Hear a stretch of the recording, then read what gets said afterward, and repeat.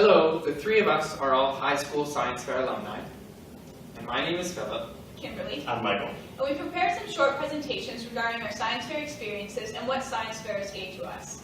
So, moral of the story, science fairs are absolutely awesome, and if you can't get enough of our beautiful faces right here, there's going to be a link on this page where you can go watch our presentations about what science fair means to us. So, Phil, what is your favorite memory of science fair? One of my favorite memories is going to the Canada-wide Science Fair in Quebec in 2006 and discovering that in addition to science, a lot of science fair students love to play soccer. And so we played lots of soccer games, both within the presentation hall as well as outside on the grass, and sometimes we had a soccer ball and other times we had to improvise. So, Kimberly, what was your favorite science fair experience? So I have to say, some of my most favorite science fair experiences would probably be the traveling experience and talking with other students and getting to know where they come from and what their culture's like, and some of the just experiences you get with traveling, such as the night markets in Taiwan or getting to experience some concerts like we did in Nova Scotia. So what was your favorite science fair experience? Oh my goodness. Could go on for a while about these. Probably my trip to Taiwan. It's just an incredibly different culture and it's a different world. And I remember one night my home stay was like, come with me, we're going. I said, okay, sure. And we start walking and we're walking down the street and he takes this kind of dip into a back alley. And the alleys in Taiwan aren't like the alleys here, they're really, really narrow. And we're kind of stepping over garbage and dead bats and whatnot. And we take a turn and we go down a couple floors. And the only way I can describe what we saw there was like a dojo out of 16th century Japan, except for ping pong. And honestly, it was an incredible experience because they're very serious, they have full jumpsuits, all training, they're doing the same paddling. And I got my butt thoroughly kicked, but I definitely learned what it meant to play ping pong.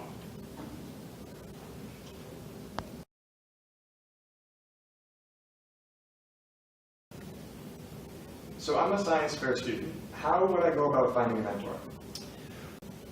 So finding a mentor is an important part for your project, and it's important to recognize the resources that you have within your community. So look to your teachers, and look to people you know, and look to the professionals that are working in that area that you're interested in doing research. So if your interest is in water purification, then contact the water management agency of your municipality. It's also a wonderful thing with science fairs that as you progress, and if you do one or even a second science fair, you start to gain credibility in the sense that you've been pursuing science and you've been pursuing an interest perhaps in a particular topic, and so that allows you to have more confidence when you go out and you approach mentors, and they'll be more likely to help you as well. So where can I find a mentor?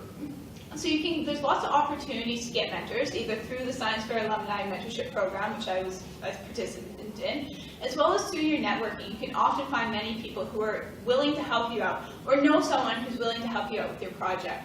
Through the Science Fair Foundation of BC's Innovation and Exploration Program, I got to know a professor at UNBC, and he was able to connect me with his research as well as other professors who were able to provide some insight onto my projects.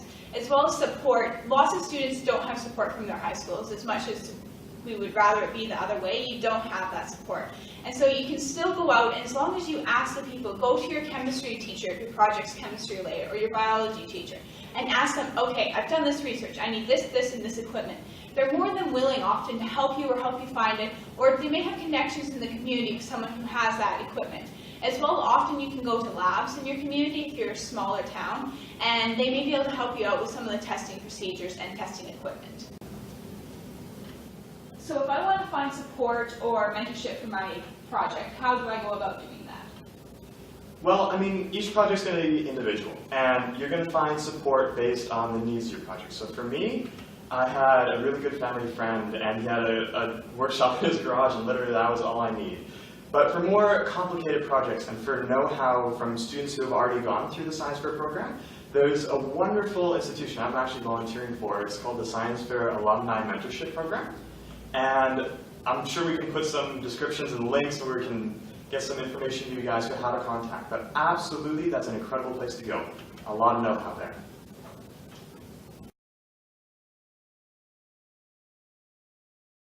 What was your greatest difficulty in pursuing science fair? So undoubtedly, one of the challenges that was very difficult to overcome was getting negative results, and finding the courage and the enthusiasm to go back to the drawing board and design a new experiment, and the energy to go back and do that experiment again, or do the new experiment that you've designed again. So what is the hardest part about science fairs? So lots of people say the hardest part is coming up with an idea, which I have to say is one of the hardest parts. But for me, probably the most difficult part of science fairs was always coming up with your backboard. I'm a very, very scientific person and not creative at all. And coming up with my backboard, which was my sister's favorite part of science fair. She loved being able to design it and make it pretty. I just hated it. And I would just kind of like slough it off into the last minute, and then I'd be pasting things away. And to me, that was the most difficult part. Your science fair experiences. I've gotten that question a few times, and I can honestly say the hardest part for me was sitting through the awards ceremony, without a doubt. Like, the amount of blood pressure rise that occurs, they should honestly just be handing out blood pressure medication at the door. Absolutely. And I remember the one in 2010, my last science fair. It was, I think, 37 degrees outside, and we were sitting in, they rented out a church for the awards ceremony, and it was at least 40 degrees in there. We were all in our suits. Yeah, I think a couple people stood up and kind of teetered as the blood rushed from their head. So it's a health hazard. You guys got to be careful when you're going to the awards ceremony.